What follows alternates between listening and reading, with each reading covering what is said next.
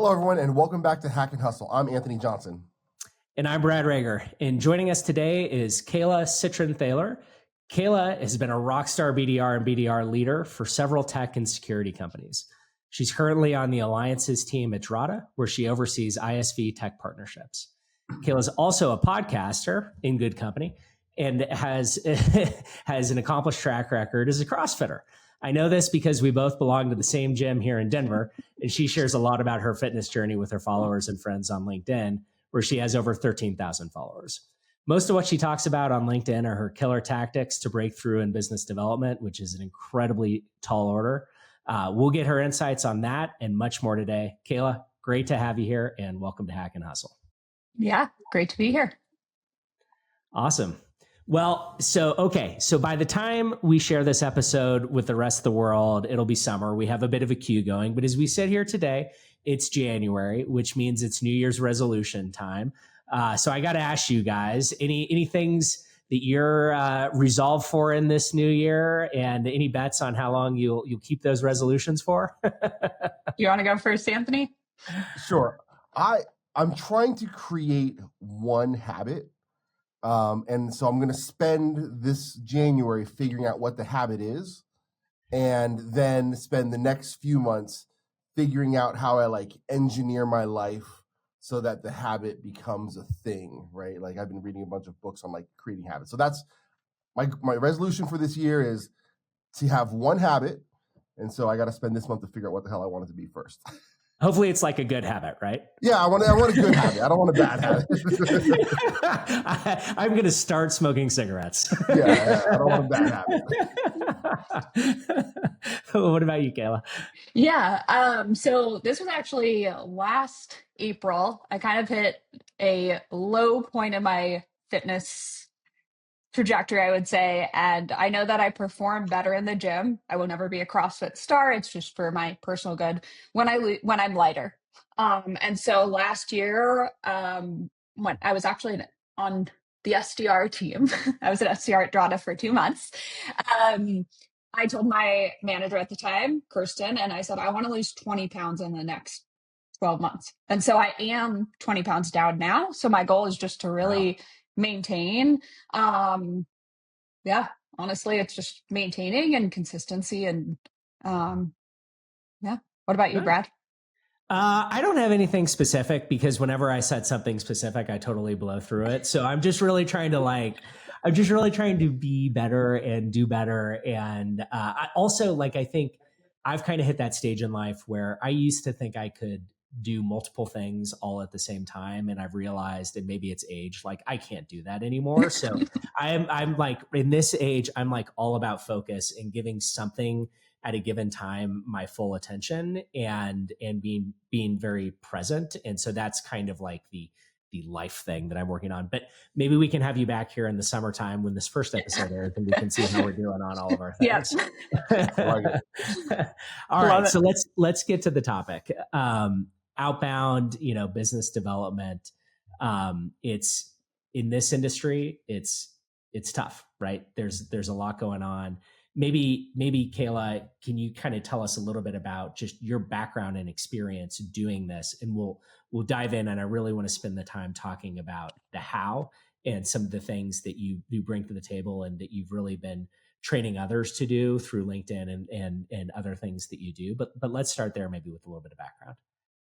Yeah. So I started in tech straight out of college. I got into the wrong job as a renewals manager, but I was always thinking about SDR type things. So I would be like, how do we use this idea and branch it out to more companies? Or my ex, his stepdad had a Brazilian jiu-jitsu tournament, and he hired me to find other jiu-jitsu gyms across California and reach out to those gyms. So always thinking about what is kind of a creative way. And I think it's the piece of creative and logical, which has gotten me a lot of success in my career. But I started really in the SDR world when I was at Looker. I started out as an intern to hire, had to prove my way to get a full-time offer.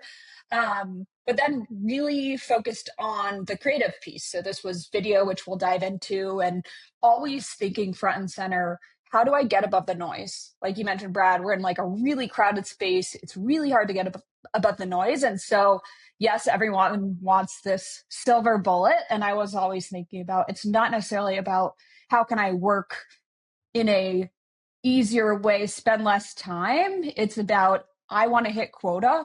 What do I need to do to hit there? So at a certain point, I reached out to one of our top performers. We were at President's Club, and I was like, my goal is to go to President's Club next year. It's going to happen no matter what. That was my goal that year.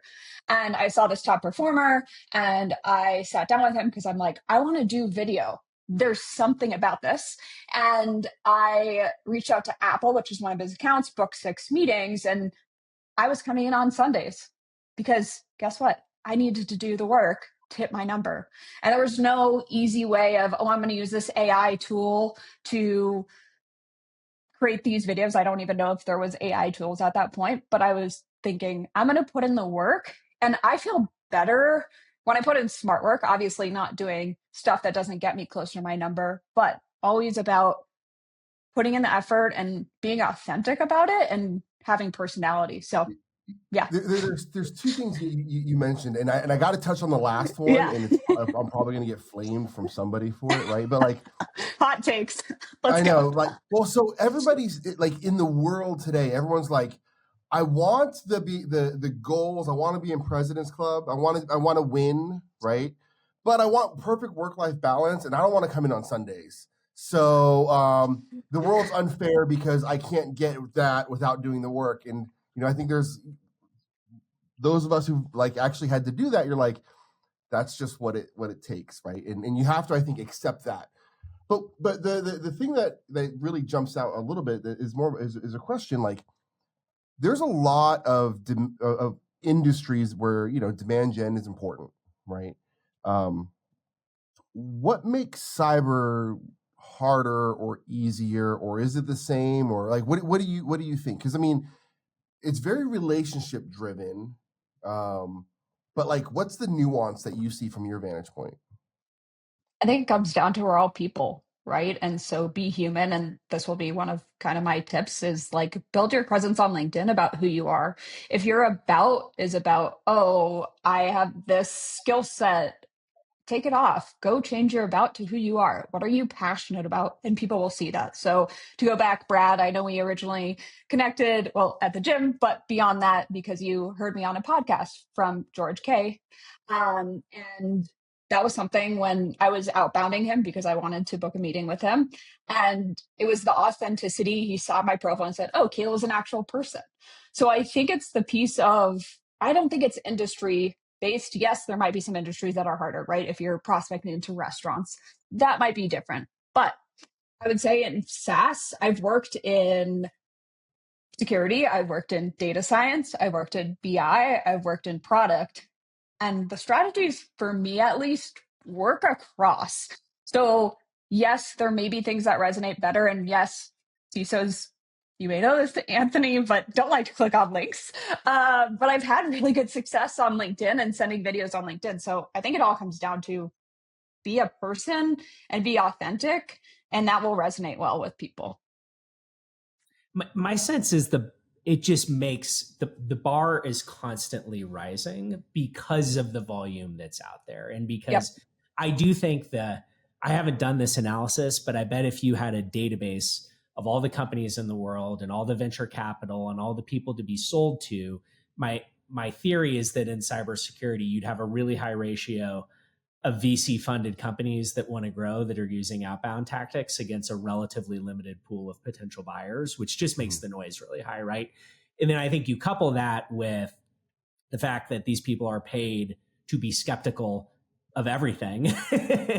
And there is a lot of bullshit out there. And so I view it as a clearing mechanism for the level of quality and originality that you have to have in order to be effective. You can't kind of take what everybody else is doing and assume it's going to work because it's been arbitraged away. And I think that helps me, right? It's like, think about rising above the noise. They get whoever it is that I'm reaching out to gets a lot of poor messaging that isn't researched, that it's just, hey, I want a meeting. Give me 30 minutes of your time. good luck, right? And yeah, there's all this AI and automation that could send all these messages. But from my perspective, I'm actually a pretty manual worker where I like to do manual things and I like to have oversight and I like to make sure I'm doing things the right way. So, yeah. Anthony, in your CISO roles, when did you respond to cold outreach or people on your team? So I was a bit different. What I would do is I would take vendor cold calls, but whenever somebody would call me, I'd tell them I take vendor cold calls on Tuesdays from 3 to 4. They can call me any Tuesday from 3 to 4. I'll give them 15 minutes if they get through, and that's how I kind of managed it. And it worked out really, really well. If they had a good pitch in those 15 minutes, then I'd set some time up and kind of go from there. I think a big component, though, of the relationship with vendors or potential vendors is one, and it's what Delve Risk is founded on, right? It's, do they know me? Do they know the company? Do they know how I operate, my ethos, all of those types of things? And being able to do that research for them is what we do. But two, like Kayla said, it's, are they connecting at a people level, right? And we saw this after the pandemic. I mean, everyone stopped traveling, got it. And then afterwards, though, there were sellers who were like, I'm not traveling again. I'm like, you're not going to hit your numbers then. Like, it's just, and everybody who was traveling was like, I'm having great quarters, great years. Like, because, we still long for that human connection in this digital world, right? And so I think that's important. Kayla, I guess, and I'm going to steal a little bit of the plan here, but like, what's the most important thing what's made you stand out? Because there's a lot of SDR outbound programs that just aren't the best. Well, I'll take it a step back. How many personalized research videos have you each gotten in your careers on LinkedIn? Couple. Yeah, not many. There you go. So that's one of the biggest ways that I've kind of rised above the noise is taking the extra step. And it takes me probably a minute and a half to record the video and send it. I also run a sequence in tandem, so I'm not just sending you the video. I then will send a personalized GIF and a whiteboard bump and doing a few things to remind you, hey, I'm here. I think it comes from a childhood kind of insecurity of I'm not enough. And so I need to hit quota because that is kind of my identity, which people can hate on that or not, but that's why I've been successful. And when I was in an SDR role, I never missed quota. With our current SDR team, even though I'm on the business development, I know those terms are interchangeable. I'm on our partnerships team. I do still do enablements for our SDRs because I think it's really important for them to get that skill set of how do I think outside of the box rather than just adding everyone into email. It's how do I do the research? So for example, with Drata, we help companies manage risk and frameworks. And so I think of it in a very scalable way of how do you do research? Does a company have frameworks or not? Great, cool. That takes you 2 seconds, maybe a little bit longer to do that research. And then I'll do enablement around workflows and efficiency. And that's what I'm thinking about always. And this may put myself on blast, but when I'm sending a video and I've done some research, I'm scanning it for that tie-in to Drata. I'm probably not listening to the whole thing, but I'm just like, what is that one tie-in that I can do to help connect the dots? But I think really at the end of the day, standing out is you have to do the extra work in my eyes, and it's personalized videos, GIFs, research, and just being a person, right? And being understanding. So maybe if I'm reaching out to a CISO and they're like, hey, timing's not right, a lot of times, and maybe people will push back on this, but I'll be like, great, cool. I'll reach out in 3 months. And I have a system for keeping track of those. So I don't know if that answered the question, but it does. It does. It's great. We're actually in conversations has been having for the last few months about Drata working with Delve Risk. So it's kind of love it. A lot of alignment there. So that's cool. Yes. So maybe let's talk about personalization for a minute. So in your experience, what types of personalization have resonated, right? Because I think you see in the world all sorts of attempts to people recognize personalization is important. And then everybody tries to automate the personalization. So it's like, oh, maybe if I can take the school that they went to and whether, they mentioned something about dogs in their LinkedIn scan that I've automated, maybe they'll reply, right? Like for you, what has been successful in terms of how you think about personalization? So I kind of bucket it. It goes from like hyper personalization to a little bit of personalization to like what I would say is kind of king or queen light personalization, and then personalization. This is the way I think about videos. So when I think about the first piece, it's like doing something creative based on your research. So, for example, I saw this when I was working at Domino. There was this data science leader, and he did a presentation called like 99 problems, but Spark and Databricks ain't one. And so I sent him a rap. I'm not good at rapping, but I sent him a rap, and he booked the meeting. And so that's what I would call hyper personalized, where you're doing something creative above and beyond. Then there's what I would say personalized, where it's you see an article, and with that article, you do some research and you tie it in. So, for example, I saw there was an article with Amtrak where Jesse, their CISO, was talking about something I think about like cloud, and so tied that in to draw it in. Really, that was my in. And then the next bucket is light personalization. So in my eyes, it's a scalable way to do personalization. So that's where when we're looking for frameworks, right? ISO, SOC 2, NIST, whatever it is, risk program, you hired someone. Generally, I'm just doing a quick search of like company ISO, company SOC 2, company NIST, seeing if they have something. If they're a public company, you look at their like 10K report, you search cyber and you find it. And if all else fails, you go persona based. What does this persona care about? What is their pain and how can we solve it? So I generally like to think about 4 buckets. I don't recommend the first bucket of hyper personalized unless it's a do or die account. This was Riot Games. I was like, this would be such a cool account. I need to get in. So that was super personalized. I put in more time for that. But I think kind of that king or queen is finding what is our scalable research and then tying that in. And technically, I think you can figure out using AI or whatever to do that research on behalf of you. Usually it takes me 2 seconds. I'm like, great, Google search, whatever, didn't find it, cool, move on. So I think that kind of second to last bucket is ideal. How do you manage the creation of so many videos and distribution of the videos and recording? Like, is it, I've tried this before and I feel like I would record the same video 15 times before I could get it right. Like, did you just have to practice it and grind through it? Like how do you? I just want to add on to that, right? Because like some people are naturally good on camera and on the mic, right? So if I'm a BDR and SDR who's like not as confident with that, like what are the tips to them to be like, hey, how do they think about these other mediums like video? Like, what if they is a video animation? Is that too cheeky? Like, you know what I mean? Like, what are your thoughts on that a bit? So I think both of you bring up a great point. Video's not for everyone. So that's something where like when I started out at Toronto, I was like, everyone has to do video because this works great for me. The learning was maybe not everyone does well on camera, and that's okay. You just have to find out, where do I see success? If I don't have a good video presence and I don't convert well, maybe I'm going to lean into the phones more. Maybe there's other ways where I can lean into different ways of outreach.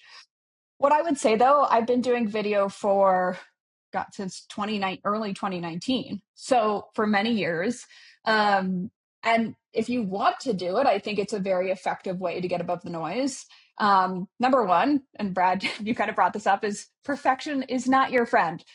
So I am a perfectionist. I'm very type A, but in video, it's something where, again, it comes back to we're all human. So yeah, if I take a second and I mess up or something, no one even notices. I do it on some of my enablements for our SDRs of I play a video and I say, did you notice anything? No, play it back.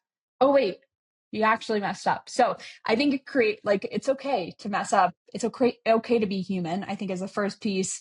I think the second piece is having a go-to script and just personalizing in the beginning, because that's where people struggle. They try to create a different script every single video. And then what happens is, guess what?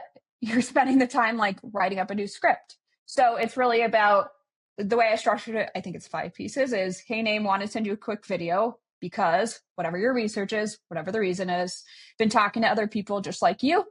They're mentioning these frustrations, social proof. So like a case study, and then your call to action. If this sounds interesting, when's a good time to connect? So really the only thing I am changing is that first piece, hey, name, and then whatever the research is. So I try to simplify it in a very like programmatic way versus trying to come up with a different script every single time, unless it is one of those hyper personalized videos, do or die accounts that I can't pass up and I need something creative. I think one other thing is I've been on this journey where Lee actually helped me find this like I don't know, it's a DJI recording thing. It it like tracks you. It's great. I think I showed it to you, Brad. And your first videos are always going to suck for like the first 30 days. And so you just got to do them. And then eventually, I don't know whether my videos have gotten better or whether I just have accepted them a little bit more, right? But you got to kind of get to whatever that point is. And I think that's the other piece I would add on, because I'm sure you weren't always great on camera on the mic right away. Maybe you were, right? But like, at least I was terrible. No, I'm just kidding. But yeah, I think it's about like, just, you have to, that's what I also tell reps is like, again, it's the perfection, right? You have to get over the perfection. You just have to send off your videos.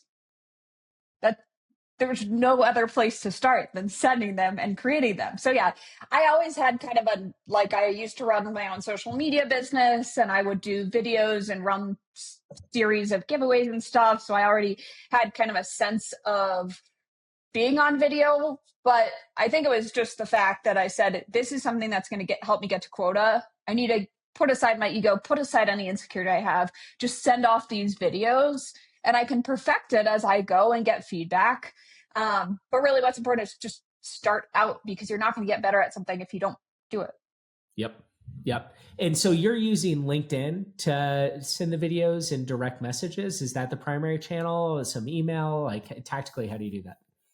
So I do with video, I mainly do it on LinkedIn, and I'll use Vidyard to create the video and record the video, and then I'll send it through LinkedIn. I will sometimes use videos in other ways. So when I was an AE, I would do my email recaps with a quick video for every single prospect, which, yes, time consuming, but I thought it was really important to say, hey, just here's a recap of what we went over. Here's how our company can help. Yep. I might steal that. Yeah, take it. But again, it wasn't AI. It's not the most scalable, but for me, it was, hey, this is a touch that whatever my competition isn't doing. So that was something of, how do I, again, get above the noise when we're in a competitive deal? I'm going that extra step to say, hey, remember me, here's what I can do. So I would say I also use it sometimes in follow-up if someone's ghosted me or they need some more information. I don't necessarily need to schedule a demo right now. I can send them a video of saying, here's 3 things why you should be excited about this, right? So I generally do it for LinkedIn. I've seen the most success with video on email some, but generally it's more like follow-up or something where we've already had some type of interaction.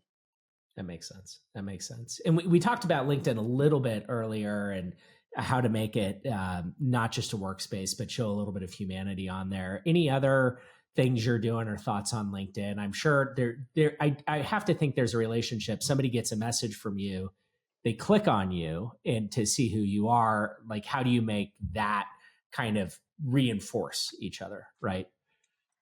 So I think a big piece is posting. That's something that I'll just do. And that also shows that human piece of me not just being there and someone saying my about me. It's someone saying, okay, Kayla's about fitness and this is cool. And even if they're not about fitness, maybe they think it's inspirational. Or maybe there's something else there. So that's something also where I don't believe you have to post about work. For example, if I just start at Drata tomorrow, I don't know about the industry much. It would be hard for me to create thought leadership. But Yeah. I love CrossFit. I've been doing it for many years. Great. Start posting about CrossFit. So I think it's just that human piece of posting, reminding people you exist. Who are you? What are you passionate about? If someone has a problem with it, great. Bye. And just show them who you are. Nice. Awesome. This has been so good. Brad, what's your big takeaway? I mean, like I feel like we can keep going here, right? Like, I think what I'm struggling with a little bit on this conversation with Kayla is like, usually I know I'm like, okay, the conversation should go here, right? And I'm like, oh, we can talk about this, we can talk about that, we could so I don't even know that I'm going to be able to have like a takeaway at the end of this, because I'm like, there's like 9 takeaway pieces, and I'm like, I think I'm going to go do this thing. And I took a break on LinkedIn for a quarter for like mental break, and now I'm like, damn it, like I need to do some more videos. Lee's over here like, no.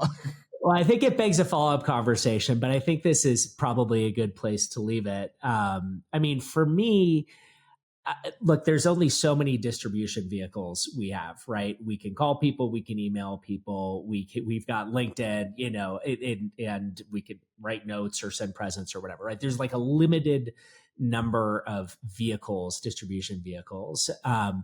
So I think, you know, the more you use and the more, I think there's importance to the variety, but what you're saying and how you say it and a little bit of creativity, I think can go a long way, because that is something people are so used to seeing the same thing over and over again. And I think the idea that, hey, somebody took the time to think about me, understand a bit, and record a video. They think about what it would take for themselves to do that. And it says, oh, I must be kind of special. This feels like something maybe I should actually pay attention to. And I think it's that process, whether it's a video or something else, but it's challenging that creativity in the message and in the touch of the message that I think is really powerful in this framework. Okay, I figured out like how I'm going to summarize this conversation with Kayla. All right, it's a Bruce Lee quote. I had to like look the quote up, right? And the quote is I fear not the man who has practiced 10,000 kicks once, but I fear the man who has practiced one kick 10,000 times. And I think the real takeaway that I got from Kayla's conversation is she picked something and just dominated. And for her, it was video. And it was like, video, I'm building a process, I'm doing this thing, I'm leaning into it, and I'm just going. And it was, even when you're talking about quota, like it wasn't even a, you know, you hope to hit quota. It was like, no, I don't miss quota. Like I don't do that. Like that's not a thing, right? And that is just so amazing, because it's just that determination mindset. And I think for listeners, they should figure out what is the thing they should dominate or master. Yeah. And it can work, but they have to own it with that same energy that I think Kayla has. And I think then you got somebody who's like, no, it's not video, but you just got to write this email and it's going to be so good, right? Like, or whatever it is, right? But that's my takeaway. So now you're giving me all sorts of things to think about for our Outbound. So. Love it. Kayla, anything else from you? Any other perspectives or wrap-ups, final thoughts?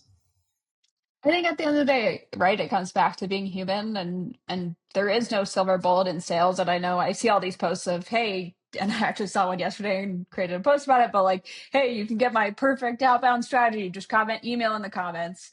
Sorry if this is you who posted it. But there is no silver bullet.